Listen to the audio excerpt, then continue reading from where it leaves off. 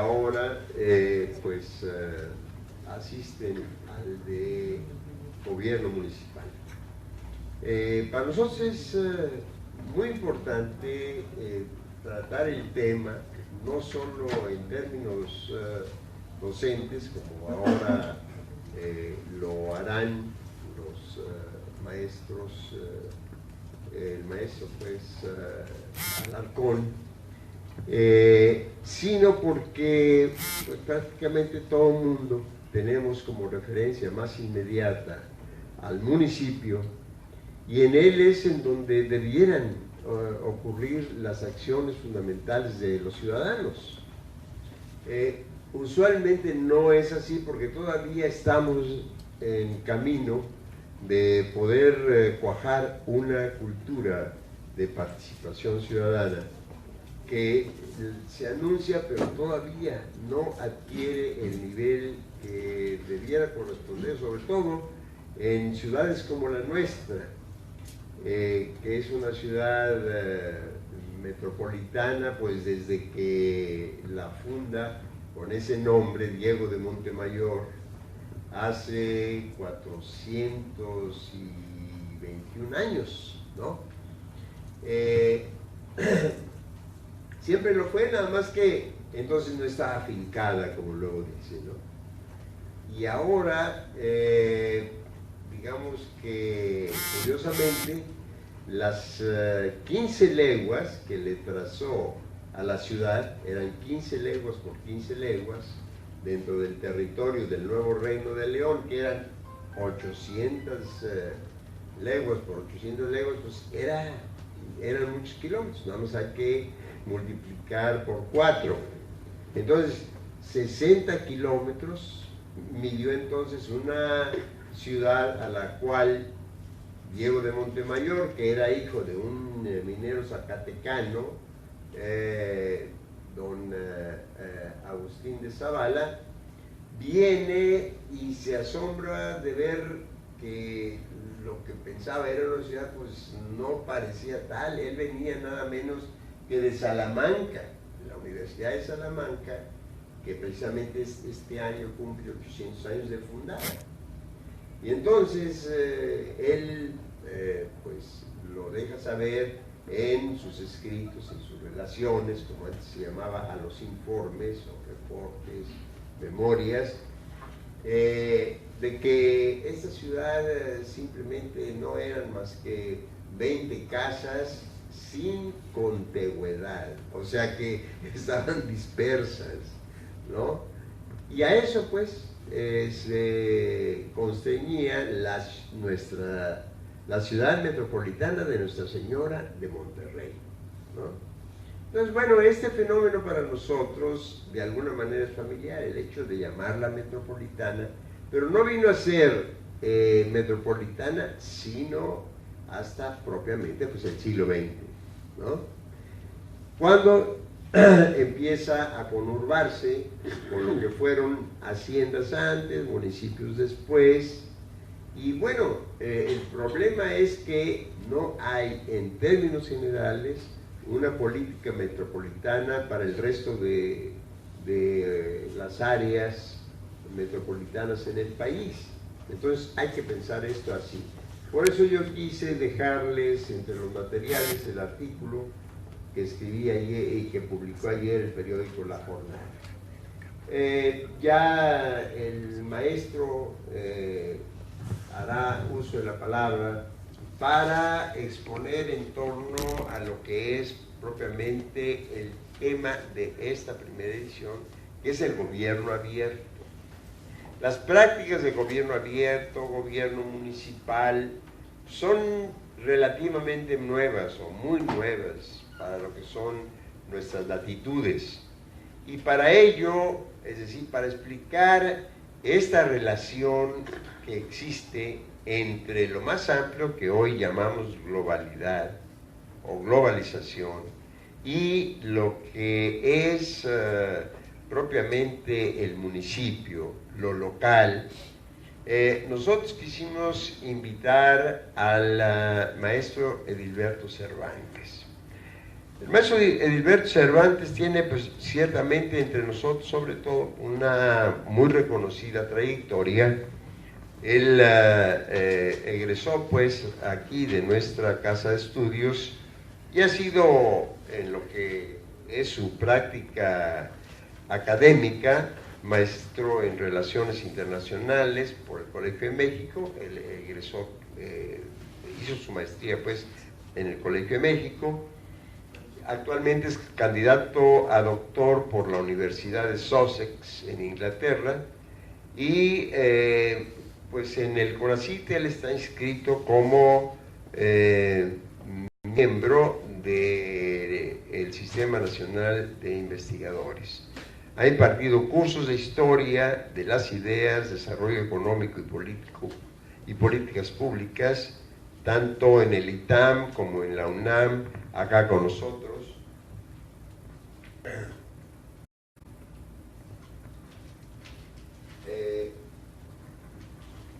Presidente de la ODESCO, que eso sí, no sé exactamente qué puede hacer. Es una asociación civil. Muy bien. Dedicada a estudios sobre el desarrollo sustentable y la sociedad del conocimiento. Actualmente es director de planeación y evaluación del CONALEP Nuevo León. Él ha tenido, pues, una larga experiencia en el área educativa.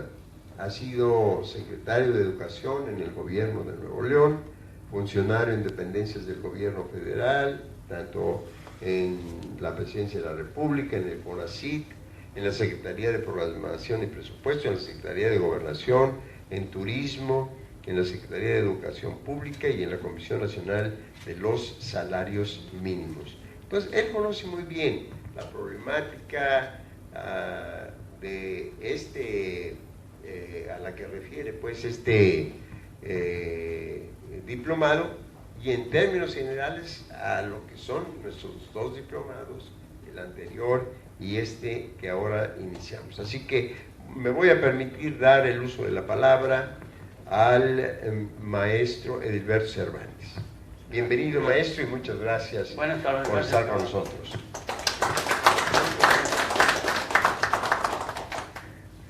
Primero que todo, agradecerles la invitación al maestro Abraham Nuncio de estar aquí con ustedes para dirigirles, pues, unas palabras sobre, pues, este tema que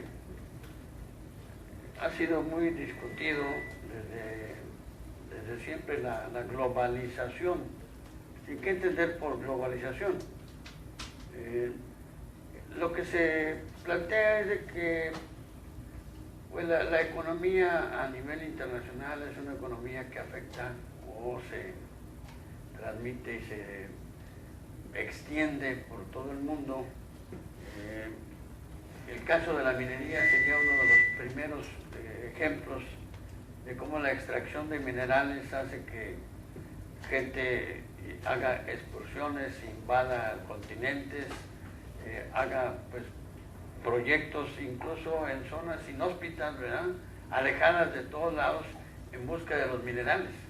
¿Y para qué? Bueno, para alimentar a un centro productor que estaba tal vez a miles de kilómetros. Pero así como la minería se va extendiendo por todo el globo, o donde la búsqueda de minerales se extiende por todo el globo, así va a ser el comercio, así va a ser el desarrollo de la industria, etc. Es decir, este es un proceso que se da desde hace mucho tiempo, pero que va adoptando distintos ritmos y modalidades. Hay ciertos fenómenos de transformación en los países que, pues, son fáciles o son más fáciles de explicar si uno toma en cuenta el contexto internacional. Por ejemplo, cuando se da la independencia de España, la independencia de México de España, pues hay no es solamente la historia patria la que nos permite explicar cómo es que se da esta libertad o esta liberación o esta guerra de independencia, pues se da en un contexto internacional muy determinado, en donde España, que era la potencia colonial, está pasando por un proceso de cambio, por crisis. en donde hay Estados Unidos que empieza a tener un peso en el mundo y más sobre todo hacia México. Entonces luego Francia también, que se extiende o están extendiéndose estos imperios coloniales alrededor del mundo. Pero es esta confluencia, esta crisis en España, esta situación en Europa, esta debilidad que se presenta en la corona española, más otras fuerzas internacionales, las que hacen posible que una emergencia, una insurgencia en México pueda tener éxito. Y no tiene un éxito de inmediato y no tiene un éxito militar de inmediato, tiene un éxito militar posterior y también después la verdadera independencia, como dicen, pues habría que consolidarla de muchas maneras, más allá que la cuestión bélica. Pero igual México aparece como una nación independiente y va a tener que insertarse en esta economía global, va a tener que seguir explotando los minerales, va a tener que seguir aceptando o buscando que vengan capitales para invertir en México y va a empezar a buscar esquemas de desarrollo económico que tardan mucho. Todo el siglo XIX es una historia muy compleja y México no logra consolidarse como una nación soberana y con una economía nacional, sino hasta casi fines del siglo XIX. Bueno, viene al principio del siglo XX la Revolución Mexicana. Y la Revolución Mexicana es otro fenómeno de transformación en México que puede entenderse y explicarse también si uno analiza el entorno internacional en el que se dan.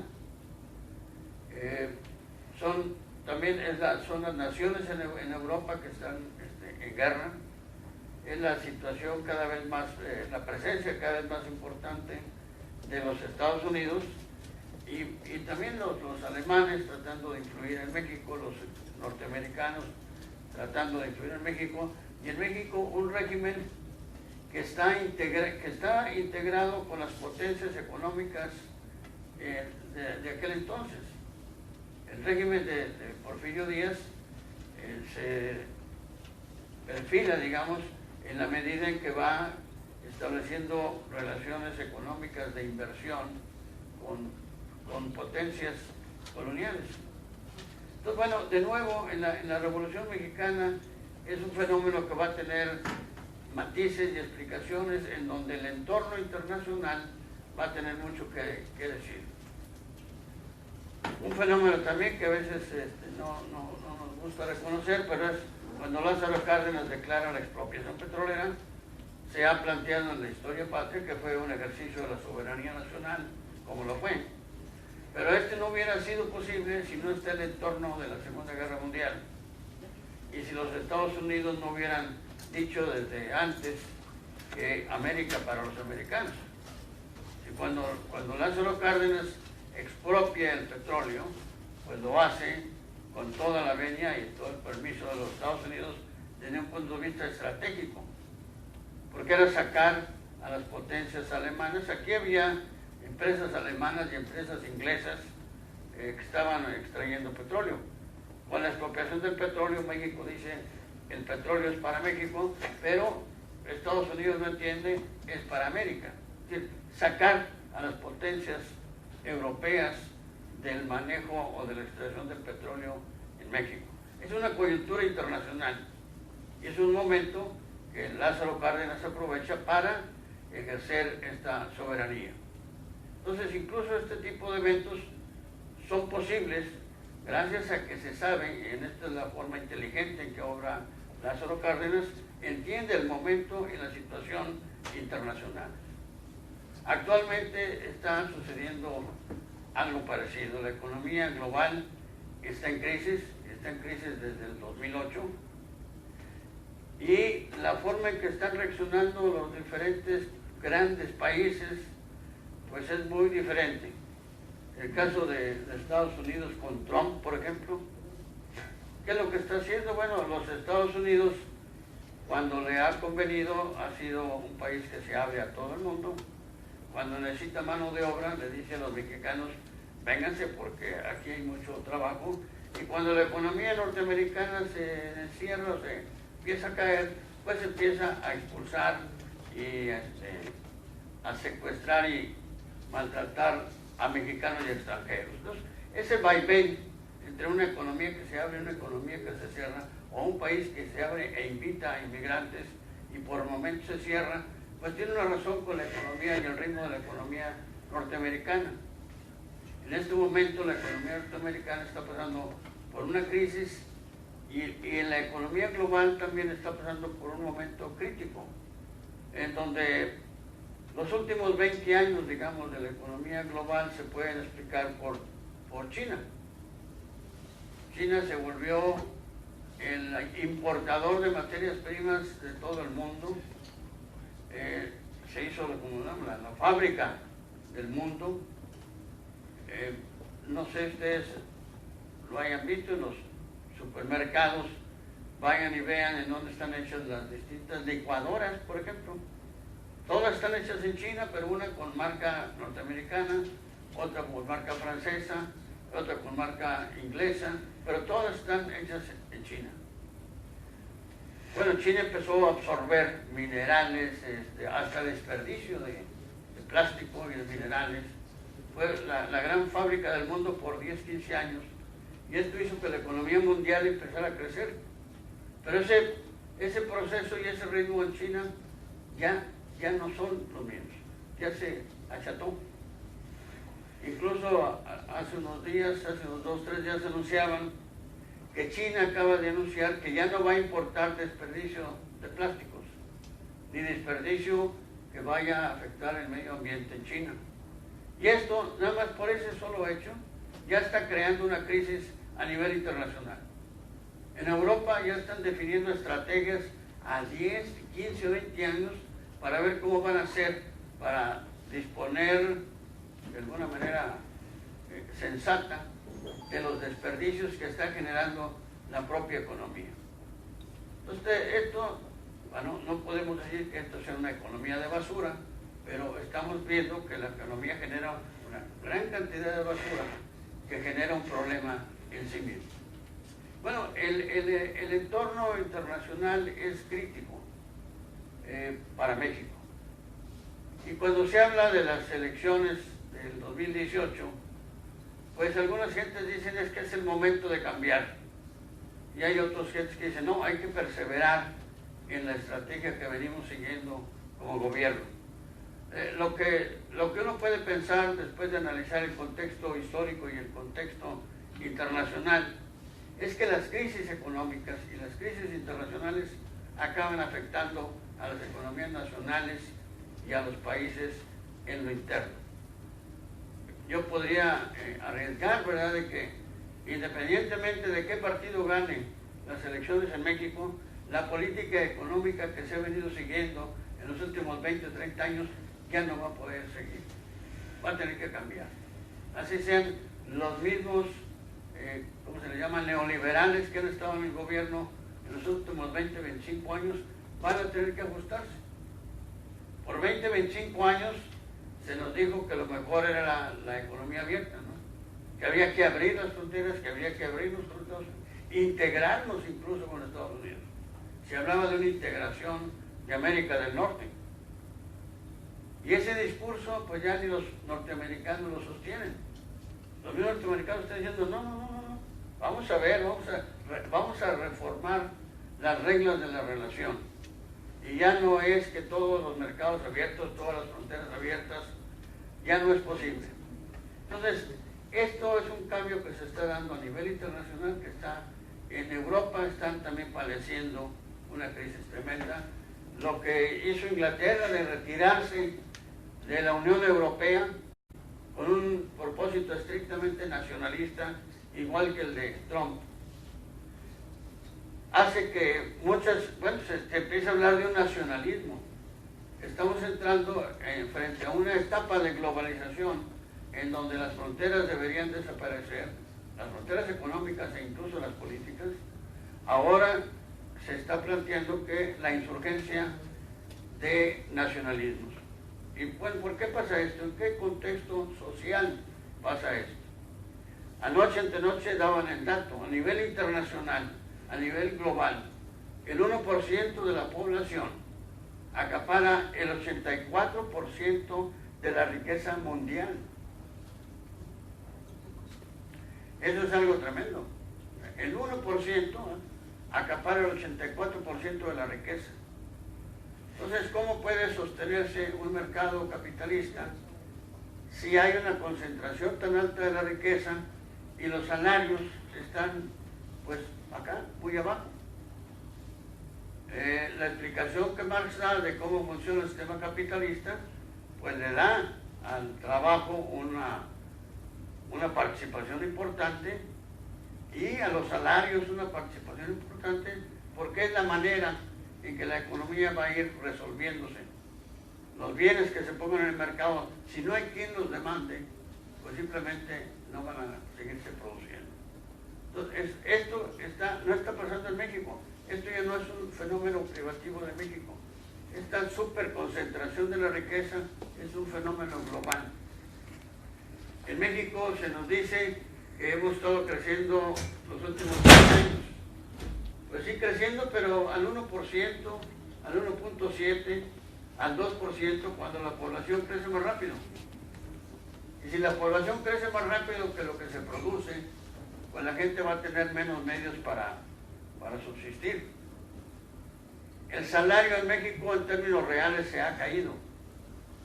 Y entonces, ¿cuál es el mercado? El mercado en México está compuesto cuando mucho por el 50% de la población.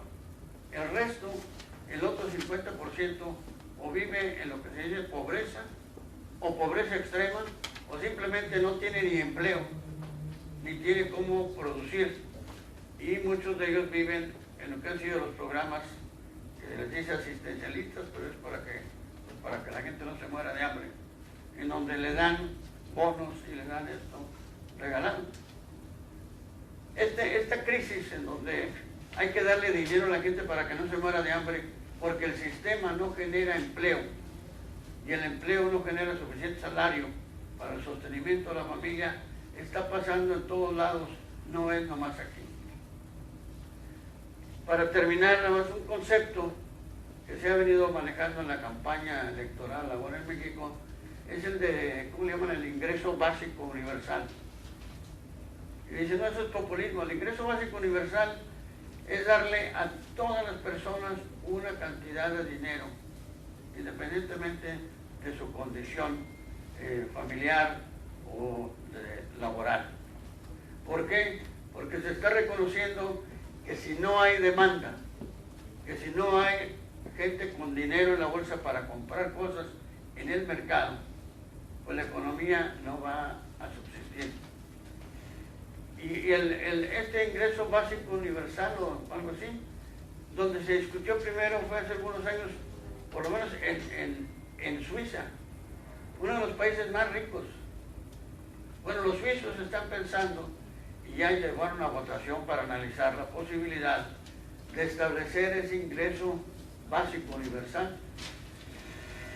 Los norteamericanos están diciendo que ellos lo discutieron primero allá por los años 70 del siglo pasado, en donde que el sistema económico no está funcionando, el sistema económico entra en crisis recurrentes y cada vez más gente queda fuera del circuito económico. Entonces, por eso digo que esto que está pasando ahorita en el mundo nos va a afectar acá, y cualquiera que sea el partido que gane las elecciones va a tener que modificar la política económica que se ha llegado hasta ahora. En esto, bueno, pues yo termino y les deseo que tengan un exitoso diplomado. La realidad municipal, pues también se puede conectar a la realidad internacional y cómo el uso y distribución del espacio urbano a veces se hace al trochimoche y de acuerdo con los intereses de las empresas. A veces las empresas son las que definen por dónde van las calles. Aquí en Monterrey, hace 50 años, las calles que estaban pavimentadas era por donde las empresas tenían la entrada y salida de mercancías. O la ruta de las líneas de ferrocarril en el interior de la ciudad fue definido no por la comodidad de los habitantes, sino por la comodidad de la producción. Entonces, mucho de la explicación de cómo se desarrolla la urbe tiene que ver con el sistema económico, y este sistema económico, en la medida que da amplias libertades al capital, pues a veces eso genera pues asentamientos urbanos muy curiosos, ¿verdad? En las montañas, o si no hay en un desierto, con casitas chiquititas o con casotas grandotas, cosas que pareciera que no tuvieran lógica. En fin, les deseo lo mejor. Buenas tardes. Muchas gracias.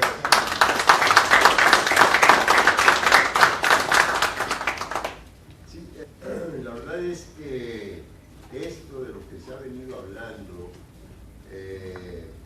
con cierta frecuencia, la relación entre lo global y lo local, yo quise que lo tocara el maestro Cervantes, porque un poco eso es lo que nosotros, sobre todo en ciertas urbes, ciertas ciudades, enfrentamos, ¿no?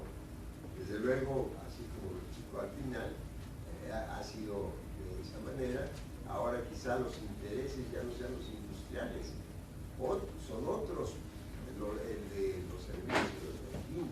Pero vaya, eso tiene que ver poco con la ciudadanía, sus intereses, sus necesidades y sus demandas, ¿no?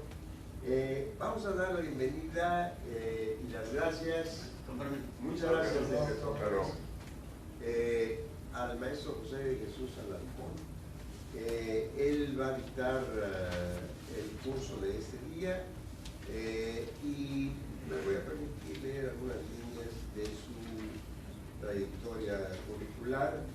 Él hizo su doctorado en la Universidad Nacional Autónoma de México, tiene una experiencia profesional y académica en el ámbito académico y educativo desde 1980 en diversos niveles educativos a nivel universitario, pues, federal y estatal. Cuenta con diplomados en Administración Pública por el Centro de Investigación y Docencia Económica, CIDE, diplomado en Derecho Penal de los Estados Unidos de América, del Instituto Nacional Ciencias Penales. Ciencias Penales de la PGR, diplomado en Participación Ciudadana por el Tecnológico, la Escuela de Graduados de la Administración Pública. Maestría en Métodos Alternos de Solución de Conflictos a cargo de nuestra casa de estudios. Doctorado en Planificación e Innovación Educativa por la Universidad de Alcalá, en Alcalá de Henares, España, donde obtuvo una mención cum laude, digamos, el máximo reconocimiento académico a nivel internacional. En su línea de investigación advertimos, digamos, como tema fundamental, la acción tutorial en la educación superior. Es miembro del Colegio de Abogados del Noreste, del Colegio de Abogados de Nuevo León, como acá en Nuevo León, y ha tenido diversos puestos en esta área que ahora, bueno, pues está obviamente muy visitada, sobre todo por candidatos, precandidatos, etc. Entonces voy a darle el uso de la palabra al doctor José y le agradezco mucho nuevamente que esté con nosotros. Gracias, muy amable maestro. Gracias. Hola, muy buenas tardes. Bueno, pues ya el maestro al anuncio ha hecho referencia de un poquito alguna semblanza curricular de un servidor.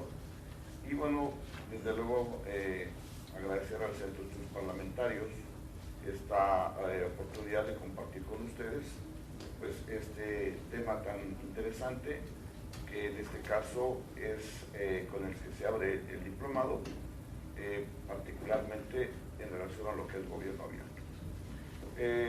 Como ustedes imaginarán, por mi vocación docente, yo van a ver un poquito de algunas actitudes de un servidor como profesor, y con todo el respeto que ustedes me merecen, voy a tratarlos como si estuvieran siendo mis alumnos y yo su orientador, su apoyo, asesor X, no tanto como el profesor que está del otro lado y que se sabe todo, no, sino como un facilitador para que establezcamos una relación directa, ¿sí?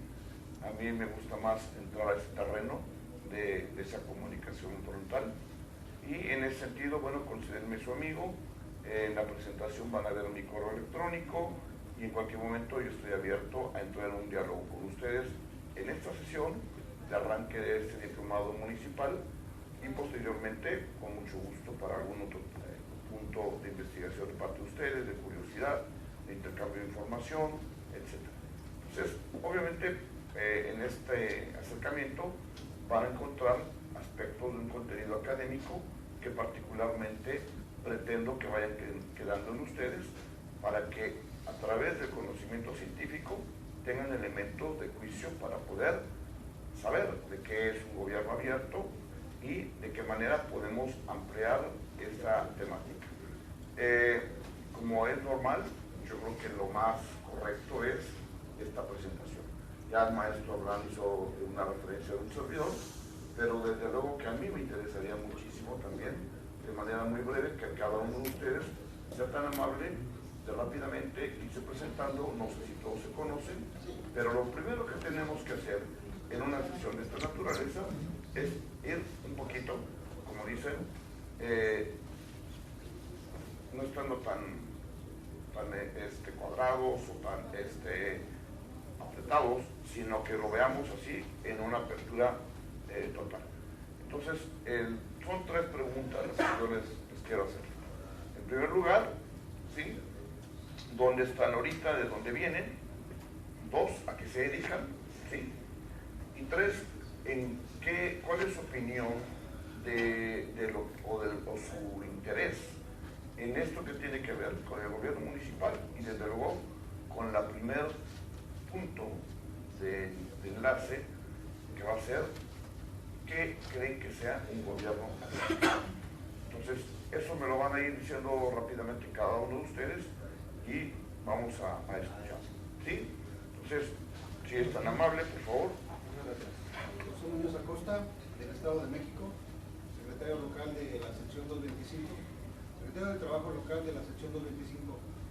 Gobierno abierto, estoy investigando un poquito y se refiere a cómo deberían de trabajar los gobiernos con los recursos en base a las demandas de los ciudadanos. Eso sería lo ideal. En muchas ocasiones nada más se llevan los recursos a ciertos aspectos, fijarse si es mejor la educación, si es necesario el deporte o si es la seguridad. Entonces, esa es mi opinión sobre el gobierno abierto o GOBEN, que es el Open Data Government. Mucho gusto y bienvenido. Gracias. Yo me llamo Noel Cruces Álvarez, soy del Estado de México, vengo de la sección 275, soy secretario de Actas y lo que yo entiendo por gobierno abierto, tomando un poco los valores del compañero, es eso, ¿no? O sea, apertura del gobierno hacia los ciudadanos, más que nada, cosa que no vemos en la actualidad, entonces yo creo que a eso refiere. Muy bien, gracias, muy amable.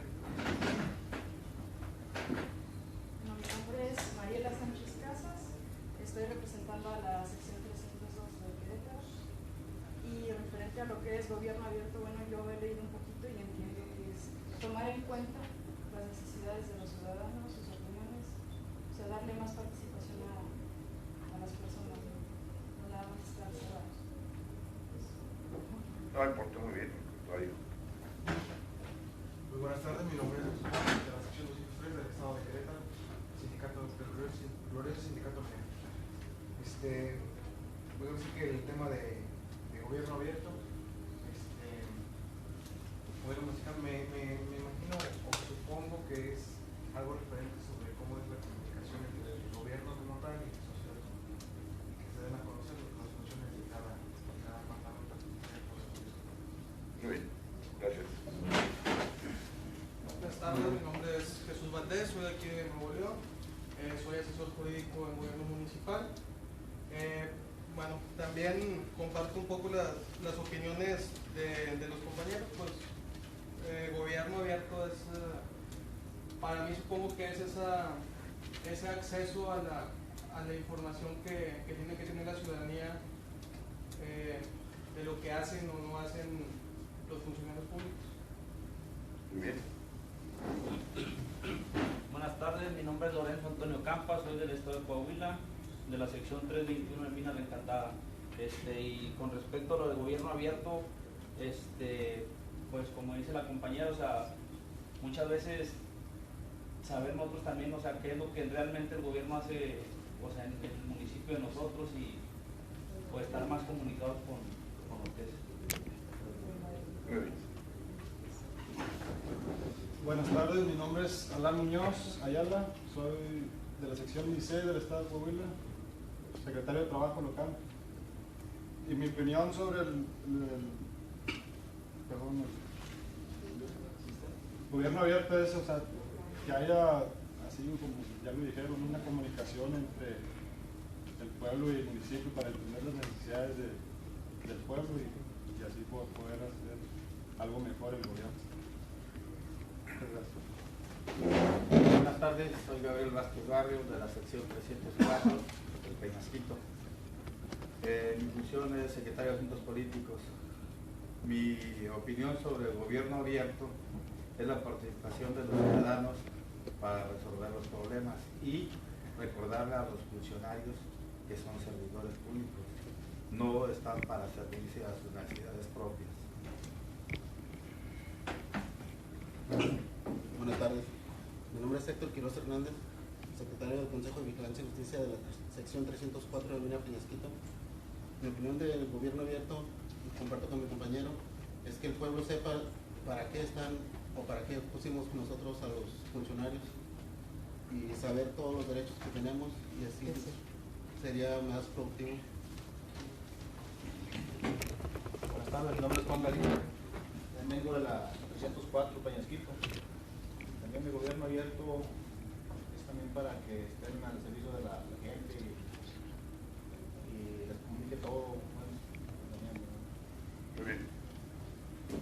Buenas tardes, mi nombre es Arturo Chacayo Martínez, vengo de San Luis Potosí, soy secretario del Consejo. En mi opinión del gobierno abierto, yo creo que es un gobierno que debe escuchar a la comunidad para saber cuáles son sus necesidades y poder trabajar juntos.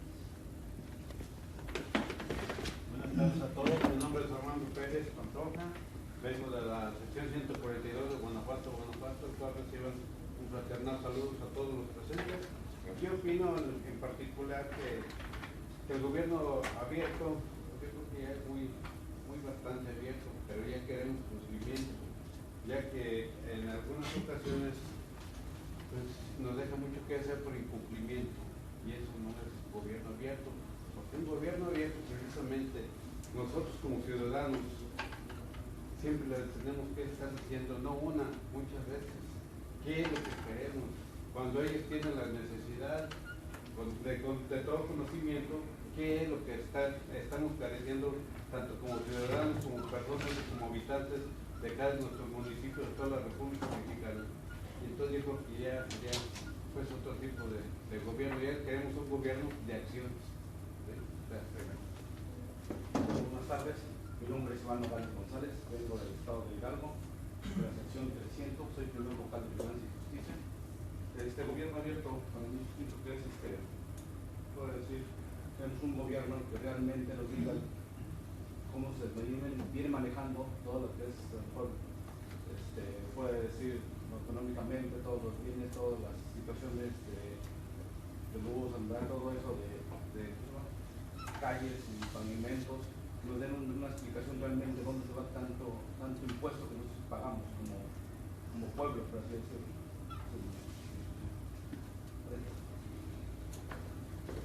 Buenas tardes, mi nombre es José Iván Cepeda Gutiérrez, vengo del estado de Michoacán, de la sección 271, estoy como primer vocal del Consejo Local de Vigilancia y Justicia.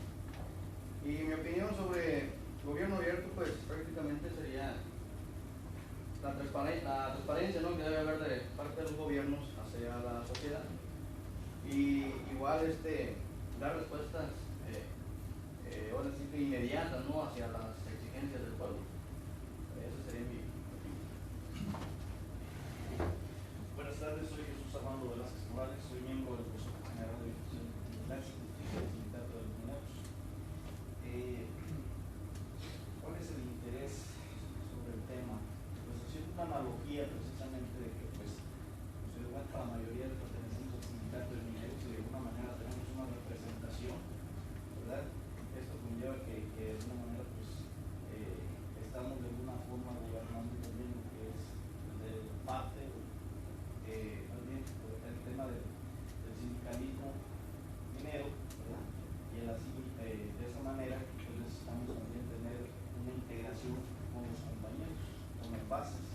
Haciendo esa analogía del gobierno abierto, pues precisamente entiendo que debería de ser la integración tanto de la sociedad como la misma representación que tenemos para que el conjunto se pueda buscar soluciones a cada uno de nosotros.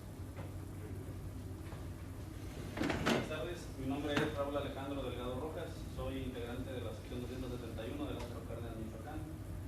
Mi opinión al respecto, creo que la palabra abierto bien podría sustituirse con democrático, que básicamente es el gobierno del pueblo y para el pueblo, donde debería haber una verdadera participación ciudadana en base a las necesidades de la ciudadanía, no separar tanto lo que es sociedad y gobierno, sino un conjunto para poder avanzar en la misma dirección.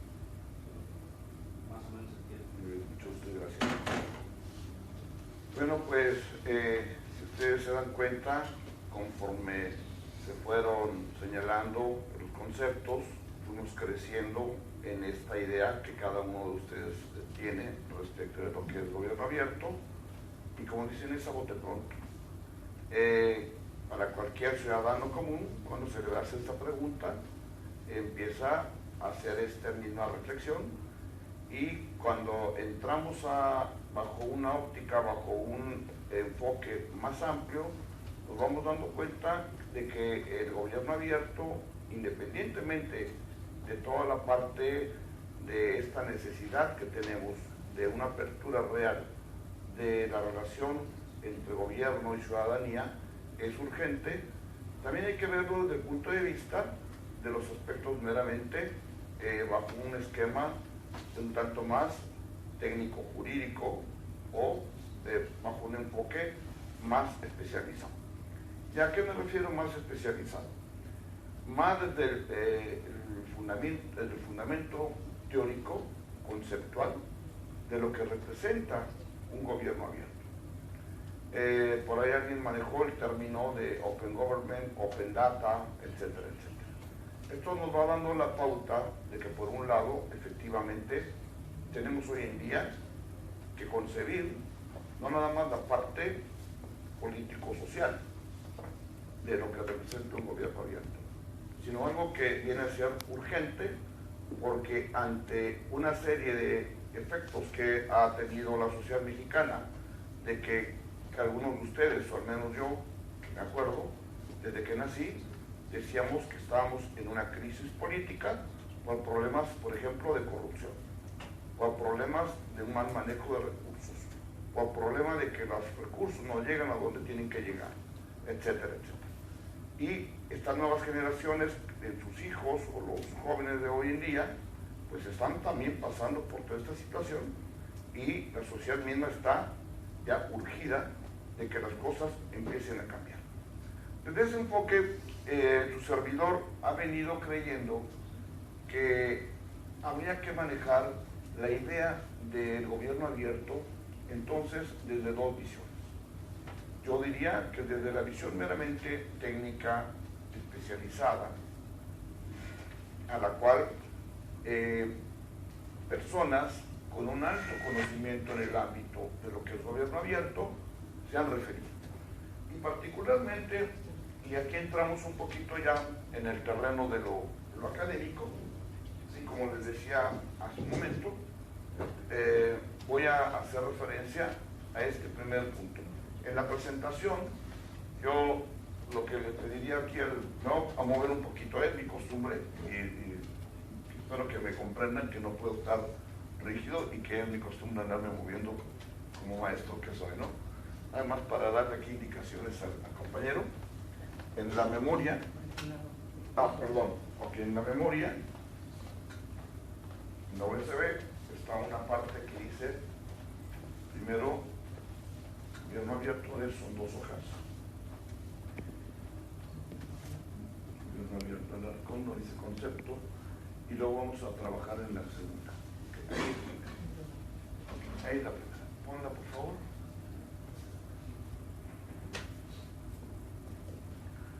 Entonces, en la primera de lo que es gobierno abierto, dale a la que sigue, por favor.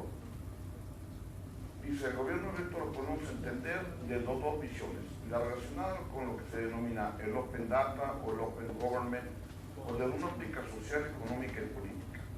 En tal sentido, en la presente sesión, la que tenemos el día de hoy, la atenderemos desde esas 2 visiones, a las que he denominado el gobierno abierto, en su enfoque de transparencia y rendición de cuentas, y el gobierno abierto en el mundo globalizado en su relación con el contexto del municipio, ya que este constituye, desde mi perspectiva, el primer ente institucional de enlace entre gobierno y ciudadanía. Bien sabemos que nosotros, lo primero que hacemos, normalmente cuando ya adquirimos esa conciencia de acercamiento con la instancia más inmediata en el ámbito de la administración pública, pues ya sea nosotros de manera directa o nuestros padres, pues porque van a hacer el pago del predio, porque vamos a hacer alguna cuestión de una gestión, porque vamos a ampliar una habitación de la casa y necesitamos que nos autoricen la licencia para hacer esa ampliación de la habitación. Entonces tenemos ese contacto directo con el gobierno por primera ocasión, ¿sí? Y se tiene que dar precisamente desde un ambiente de respeto, comunicación, etcétera, etcétera. Bueno, entonces eso es nuestro primer contacto con ese ente entre ciudadanía y gobierno, ¿verdad? Algunos de nosotros sabemos perfectamente bien que tenemos derechos y obligaciones en esa relación con el municipio, ¿ok? Servicios, el pago de derechos, etcétera, etcétera, etcétera, ¿ok? Bien. Aquí lo interesante es ver cómo nosotros vamos a contextualizar entonces estos 2 aspectos y los vamos a enlazar. En primer término, quiero tocar el primer aspecto, al que se le ha venido denominando gobierno abierto por parte de la gente que maneja todo el aspecto meramente profesional de este concepto. Yo quisiera pedirles, por favor, a aquellos que les interese empezar a forjarse en la investigación y todo esto, y como decía hace un rato, con un conocimiento de causa más científico, que nos apoyáramos en especialistas. En tal sentido, tomen por ahí nota de un libro que yo recomendaría ampliamente que ustedes conozcan, que es el de Gobierno Abierto, ¿sí?, del doctor Freddy Mariñez Navarro, Mariñez con ñ, Mariñez Navarro, y Rafael E. Valenzuela Mendoza. Hace poco tiempo el maestro Abraham Nuncio y el doctor Freddy Mariñez hicieron una, es editorial Miguel Manuel Porrua,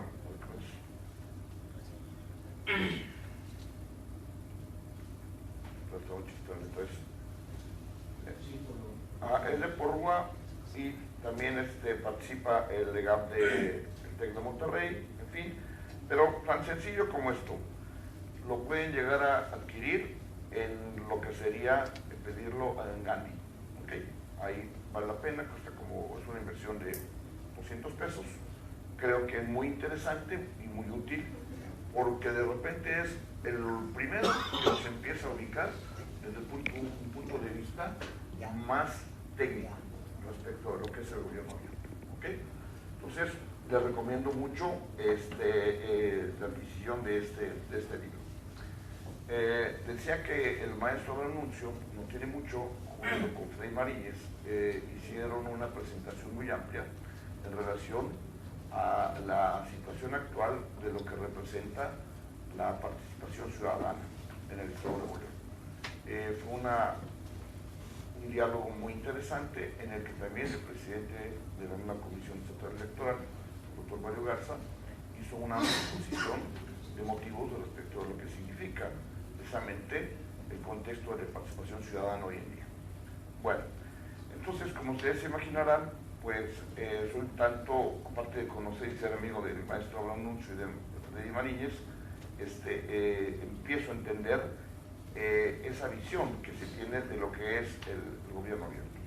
Y Freddy nos platica aquí en su libro lo siguiente. Dice, hay múltiples definiciones de gobierno abierto. En algunos casos son más restrictivas que otras. Se destacan aquellas que se refieren a la apertura de la información en forma de datos abiertos y la participación de ciudadanos por la vía del desarrollo de aplicaciones tecnológicas que son puestas al servicio del público. Algunas voces argumentan que el gobierno abierto es más que el uso de las tecnologías para generar colaboración, sino que involucra una serie de dimensiones de análisis que se han dejado al margen. Estas dimensiones están vinculadas con el servicio público y distintos componentes que promueven la búsqueda de dos fines: la calidad de un gobierno y la confianza de los ciudadanos en su gobierno.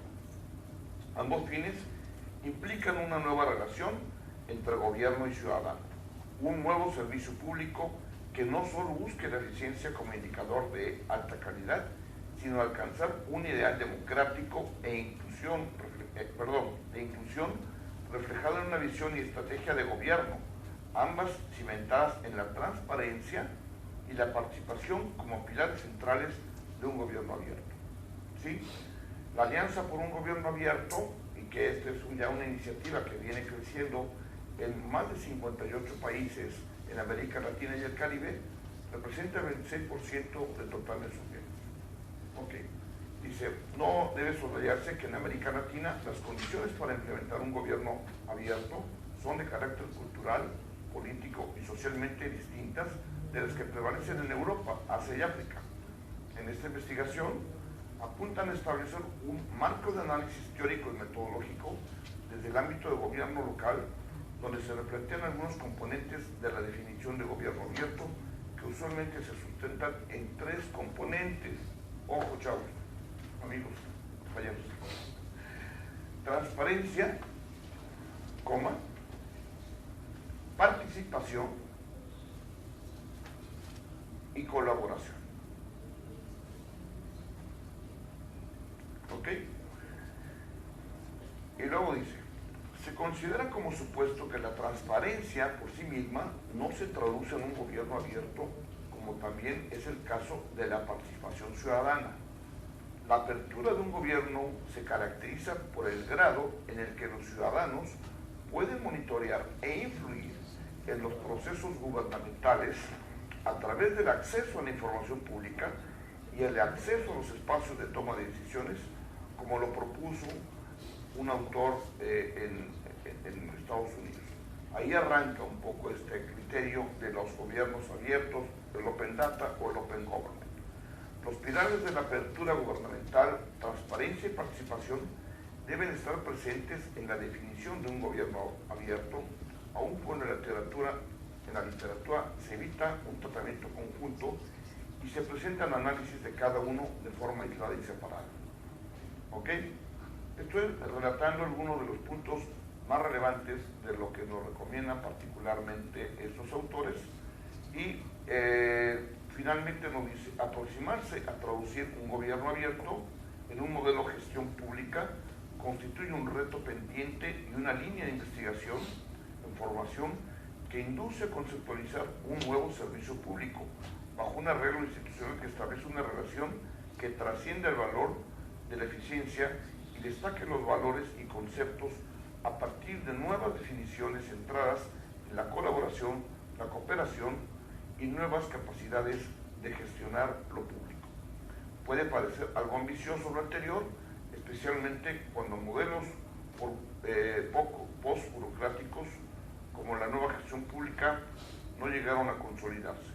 El concepto gestión alude tradicionalmente a variables de control, eficiencia, intervención, entre otras. A ellas habría que agregar la colaboración como elemento central de una gestión que presuma de estar abierta al servicio del ciudadano. Si un gobierno abierto supone abrir las ventanas del gobierno, como lo expresan estos autores, abrir la caja negra del gobierno en términos de desarrollo, de tecnología, de la información, son un detonador fundamental para generar oportunidades de colaboración entre gobierno y ciudadanos. De ahí las altas expectativas generadas, como quedó expresado en líneas arriba. Existen variables políticas, sociales, económicas y culturales que pueden imponer muy variadas formas de restricción o de entendimiento para lograr sinergias entre los componentes que constituyen el concepto de gobierno abierto en la solución de los problemas públicos. Ok, entonces, si ustedes se dan cuenta, en la obra de Freddy Marías, aquí hace unas preguntas. Gobierno abierto, más innovaciones, más gobierno, más sociedad, ¿y en qué consiste? Propuestas para los gobiernos locales. Entonces, cuando cae en mis manos esto, y de inmediato veo que por un lado es precisamente este punto relacionado a lo que nosotros tenemos que entender, que hoy en día ya esa relación de la autoridad, el gobierno, tiene que ser total y absolutamente más directa, ¿sí? Respetuosa, directa, pero en la que el gobernado pueda tener ya un acceso directo para poder saber de qué manera se está manejando en un momento determinado un proyecto público, ¿sí? ¿Qué es lo que pasa, lamentablemente, en la práctica en nuestro país, o ha pasado? Que nosotros tenemos gobernantes que en su momento, cuando fueron aspirantes a llegar a esa posición, nos ofrecían las estrellas, nos persuadían con su discurso político a que las cosas pueden cambiar y nos ofrecen muchas cosas, ¿sí? En investidura empieza a desconectarse del por qué y para qué está ahí, y empieza a asumir una actitud y una relación psicológica y emocional, yo no sé qué sucede, en la que de repente toma un posicionamiento de que la ciudadanía está a su servicio y de que los recursos que están ahí están a su antojo. Y en muchas de las ocasiones que lo hemos llegado a comentar, en el seno del Centro de Estudios Parlamentarios, nos está haciendo falta que, desde el punto de vista de lo jurídico, democráticamente, haya realmente una legitimidad de representantes, al menos, y ahorita lo vamos a abordar más adelante, en lo que representa el manejo de las finanzas públicas en los diversos órdenes de gobierno. Particularmente, como el diplomado está muy enfocado al ámbito municipal, en un segundo momento de esta sesión del día de hoy, abordaremos el enfoque de lo que es el gobierno abierto desde una visión globalizada, a partir también de la visión de un servidor que representa en el ámbito de la vida municipal. Entonces, ahorita, a bote pronto y en un primer contacto, nosotros nos preguntamos, en esto que ha sido tan breve que hemos leído ahorita y que no requiere de mayor análisis más que la transparencia y una comunicación ya directa de lo que está sucediendo. Hoy en la mañana, en la Facultad de Derecho y Criminología de aquí de Autónoma de Nuevo León, estuvo casualmente, me llamó mucho la atención, el licenciado Rafael Cuello Cetina, secretario general de acuerdo de la Suprema Corte de Justicia de la Nación, quien tocó sobre aspectos relevantes del sistema anticorrupción. Y yo de repente al principio, cuando voy con mis alumnos y me entero de esta conferencia, mis alumnos me dicen con cierto desánimo, profe, ¿nos va a dar clase o va a entrar a oír las mentiras que se están diciendo por allá? Y yo les dije, vamos a hacer las dos cosas, pero además los invito a participar. Porque si no participamos juntos, ¿de qué sirve que de repente nosotros adoptemos un posicionamiento crítico sin entrar ya a una reflexión y que en su momento tengamos el día de mañana ustedes como profesionistas, como ciudadanos que ya son, a tener que actuar? Entonces vamos a ver qué nos dice este señor y para tener una idea más clara. Algunos abogados, otros estudiantes de criminología, en fin, ya me los llevo. Para fortuna mía, de alguna manera, en el escenario de lo que se estaba tratando ahí desde un ámbito entre funcionarios, se imaginarán ustedes, ¿verdad? Toda la parte de esa parafernalia, de Buenavana y felicidades, exitosa presentación. Sí es cierto, fue buena. Pero, ¿qué recogeríamos en la reflexión de mis alumnos y un servidor en relación con esto? Caramba, si no hubiera tantas malas experiencias, de tantos malos manejos, en México no tendríamos lo que hay y que tenemos ahorita, lo que es la Ley Federal del Sistema Nacional Anticorrupción. ¿Sí?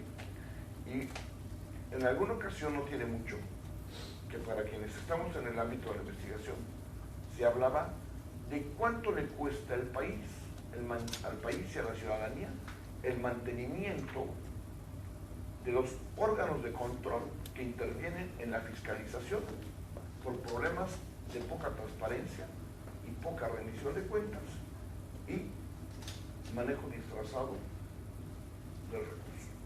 O lo que desgraciadamente muchas de las ocasiones ya entraremos y se lo quiero decir con toda libertad y como dicen, búsquenme, no van a encontrar nada. No milito en ningún partido, me dedico prácticamente a la academia, sin embargo, sí tengo mi posicionamiento en que reconozco que muchas de las ocasiones, muchos de los recursos con los que los mexicanos podríamos destinarlos a otro tipo de cuestiones, lamentablemente se desvían. Y no están siendo aprovechados para una serie de acciones que realmente a la sociedad en realidad vayan satisfaciendo esas necesidades. No me quiero desviar mucho de este punto porque es muy político y no quiero entrar en ese tenor, ¿sí? Lo vamos a abordar en el ámbito de lo municipal. En el ámbito de lo municipal, porque soy un súper convencido que en esto que acaban de decir cada uno de ustedes de manera muy sencilla y directa, el gobierno abierto es esa urgente necesidad de comunicación entre lo que es la relación del gobernante con la ciudadanía, ¿sí? Y con los ingredientes que tienen que estar de por medio: honestidad, rendición de cuentas, transparencia, etcétera, ¿sí? Por otra parte, no hay que perder de vista, y me voy a meter un poquitito aquí, más allá de que empezamos a tener ya una serie de conceptos más sólidos respecto de lo que es el gobierno abierto, que además vamos a ver algunos PDFs respecto de lo que nos dice algunos otros autores en relación al contexto del gobierno abierto de una manera más técnica, ¿sí? Y material mismo que va a quedar en consulta de ustedes, que yo entregaré aquí al Centro de Estudios Parlamentarios, para que puedan empezar a hacer sus reflexiones, sus notas, y empezar conjuntamente a crecer en su cultura jurídica y formativa de esta temática de lo que es el gobierno abierto. Por ahí les voy a recomendar, por ejemplo, que va a ser obligado a que se echen una leída a ver el marco legal en el contexto de lo que se da particularmente la legislación en este ámbito.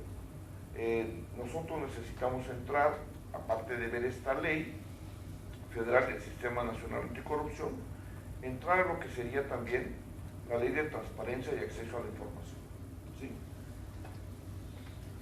Y hay también una ley que habla en relación a lo que es protección de datos, ¿sí? ¿Sí? Esas dos, y aparte de esta, de la que comenté previamente, la ley federal del Sistema Nacional Anticorrupción, Y luego también empezarse a familiarizar, que aquí algo que quiero tratar de sembrar en ustedes es un poquito esa semillita de que ustedes mismos empiecen a investigar.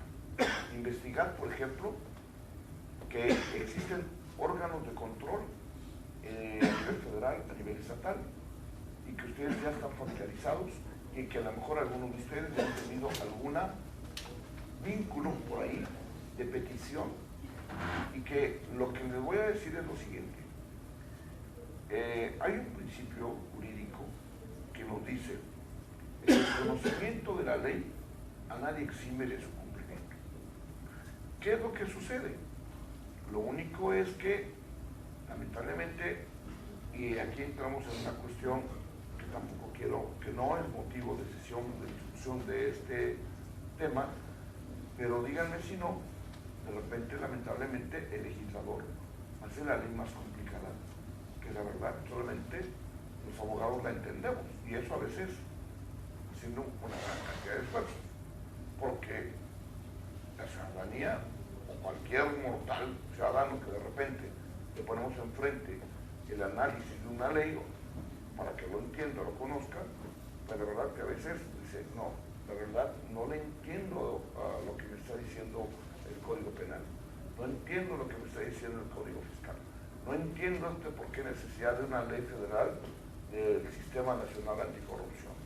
O sea, que tiene que darse todo a través de ese esquema de una legislación tan técnica, tan especializada, que el pueblo a veces no comprende. Por ahí se ha hablado mucho de que tendríamos que pensar a veces en una constitución más clara o más actualizada para que la ciudadanía lo observe, entienda. Pero en fin, no me quiero, insisto, desviar. Aquí hay que pensar en algo que es muy importante: el Estado de Derecho. ¿Sí? El Estado de Derecho, ¿cómo lo podemos reconocer o entender? Lo podemos entender a través de una constitución política de los Estados Unidos mexicanos, que en la medida que nosotros empecemos a incursionar en ciertos apartados de lo que es la Constitución, por ejemplo, el 98, el 99 constitucional, que nos hablan acerca de todo eso que tiene que ver con la información, revisión de cuentas, en fin, o todos estos puntos.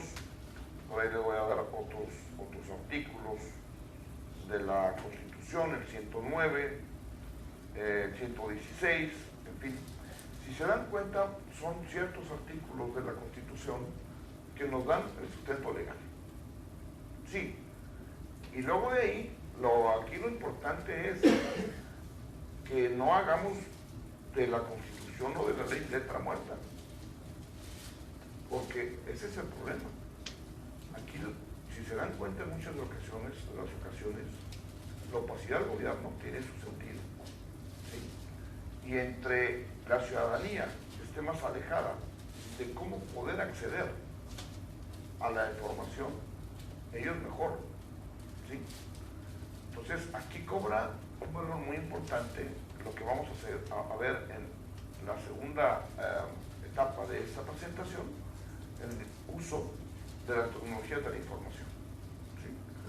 Como las tecnologías de la información, a diferencia de lo que antes se daba, hoy en día, en un momento determinado, cualquier particular, cualquier ciudadano, puede en un momento determinado solicitar una información, y la autoridad también está obligada a informarle, y en un momento determinado nada más hay que cumplir con el procedimiento mismo que establece la ley, para que en un momento determinado podamos entonces tener elementos de opinión y, en su caso, de participación activa para una mejora en la que soy partidario de que el avance de la ciudadanía, con tantos descalabros y de la desconfianza que existe en la ciudadanía, ¿sí? La burra no era arisca, los palos la hicieron, pues ya, sabes que ya no te creo y te paro la obra. ¿Sí? No hiciste la licitación, ¿por qué no la hiciste? Puta, perdón las expresiones, pero en los municipios estamos hábiles de eso. O sea, si en los municipios urbanos medio participa la ciudadanía y de repente se acerca más a la relación con el ayuntamiento y con el alcalde. Pero ¿qué pasa en otros municipios más retirados del país? en los que simple y sencillamente la planilla que ganó la elección, como dice el maestro Abraham, son palabras del maestro Abraham, yo me uno solo. La planilla que llegó en ese momento a ganar y estar en esa posición en la alcaldía, pues está manejando esos 3 años vida y obra del municipio, ¿sí? Con la consiguiente ahora experiencia de ver qué nos va a pasar con la cuestión de la reelección, porque a lo mejor le estamos dando a ese pequeño virrey una oportunidad de refrendar 3 años más, que se le lleve de pechito, sin que la ciudadanía tenga la oportunidad de un referéndum. Sí, puede decirle, ¿sabes qué? No lo hiciste. Y te bajo ya. ¿Por qué creen que están chapulineando? Es lo malo cuando están ahí.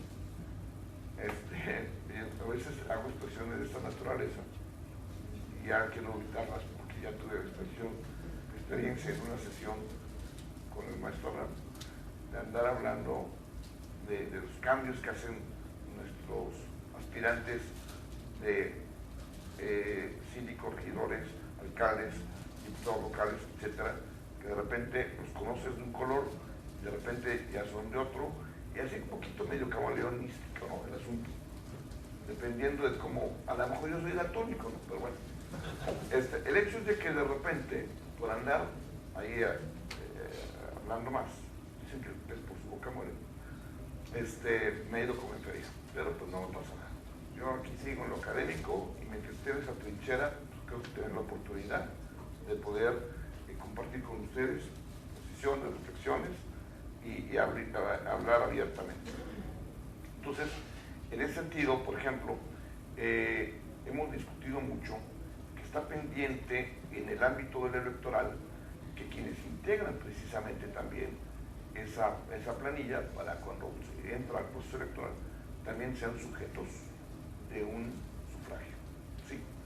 Porque de lo contrario seguimos al albedrío de que el club de Tony es el que está haciendo su gusto.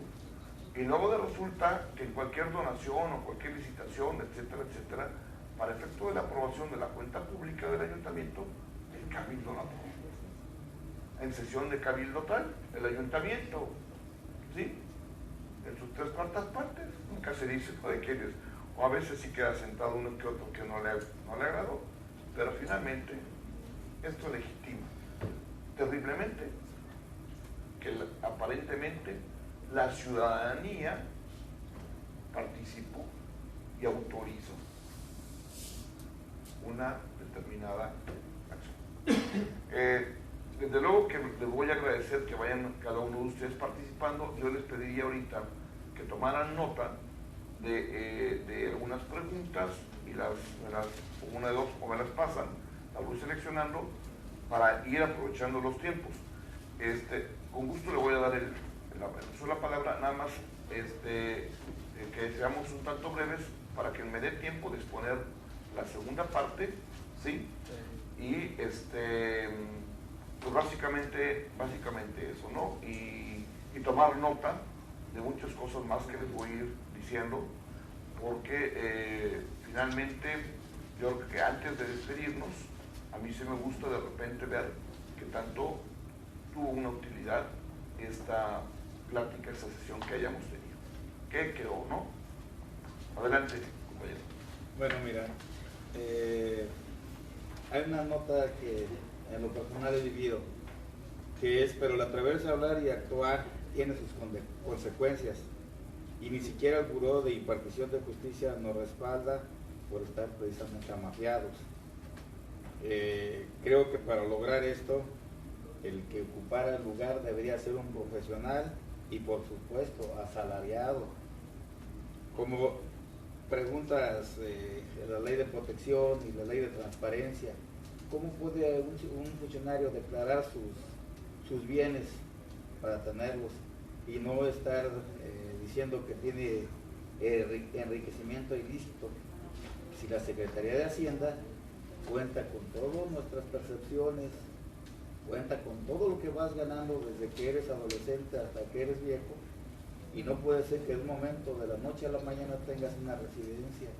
No puede ser que por ser funcionario público, de repente hay una carretera media mal hecha, media mal terminada o casi ni siquiera pavimentada, pero tú ya tienes una hacienda, tienes un rancho, tienes eso. Entonces yo creo que es jugarle a Hacienda, jugarle a la Federación.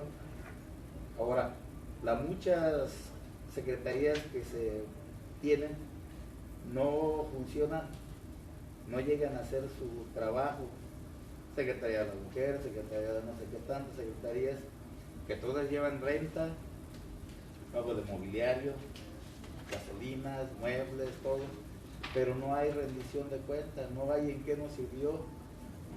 Incluso los 60 y más, ves gente de nivel económico pudiente, está recibiendo la cuota cuando la siquiera las clases que sí lo necesitan o los viejos que en realidad no tuvieron nunca seguro, sí lo ocupan y no llega a ellos. Y esas secretarías o ese comité de vigilancia debería de encargarse de la transparencia. No tenemos otra cosa más que la Secretaría de Hacienda, y esa se hace de la vista gorda, se tapa los ojos, tiene compadrazgo. La mafia está muy bien organizada. Muy interesante su comentario. Me hace recordar que en algunas sesiones de hace algunos años, cuando estaba congelada la ley de participación ciudadana, tuvimos muchas sesiones de muchas horas en las que el maestro nos citaba para hacer propuestas de modificación en términos de la ley de participación ciudadana. Y luego me dijo un día, oye Alarcón, échale un ojo, ¿no? A ver cómo vaya en el Congreso la ley de participación ciudadana, del proyecto que nosotros mandamos y a cómo finalmente se está ajustando. Y había un rubro relacionado particularmente con la Contraloría Social. Y de las propuestas que llegamos a hacer, personas como ustedes, académicos, estudiantes, sociedad civil, así, ¿sí? Nos rasuraron muchísimas cosas. Entonces de repente entra uno de esa desesperación y yo le decía al maestro, ¿dónde quedan tantas horas? Tanto esfuerzo. ¿Para qué engañarnos? Si finalmente el Congreso va a hacer lo que se le antoja. Sin embargo, como lo ven ustedes aquí, seguimos en la línea de manifestar nuestra indignación y nuestra exigencia de que el comportamiento y la relación de la ciudadanía con los órganos de gobierno cada día tienen que ser, no diría yo más diáfanos, urgentes y transparentes, porque es una necesidad social de que tenemos que actuar de manera ya categórica y en su caso responsabilizar realmente a aquellas personas que efectivamente estén manejando mal las cosas, o evidenciarlos, o tenemos que provocar un cambio para que esto vaya cambiando. No es fácil el esfuerzo de ustedes, la concientización de ustedes, porque ustedes son ciudadanos que están aquí también porque están participando y porque traen un compromiso y porque quieren provocar un cambio. ¿Sí? Aquí lo interesante es cómo sumamos sinergias para que, derivado por un lado, empezar a conocer con mayor información por dónde le entramos, que los órganos de gobierno se den cuenta de que la ciudadanía cada día va a tener más elementos para que le digas en qué estás manejando el recurso. Yo no tiene mucho y no quiero entrar en detalles de nombres de aquí de los municipios de Nuevo León, pero me invitaban a la rendición de cuentas de los informes de gobierno municipal.